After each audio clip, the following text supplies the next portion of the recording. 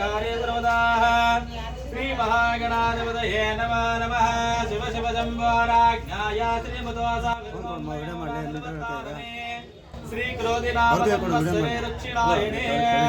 ओम मे मंदरुतो मार्गेन्द्र मासे कृष्ण भक्षुवा जमा नक्षत्रे जमनाम योगे जमनाम करणे शुभादिते शुभवासरे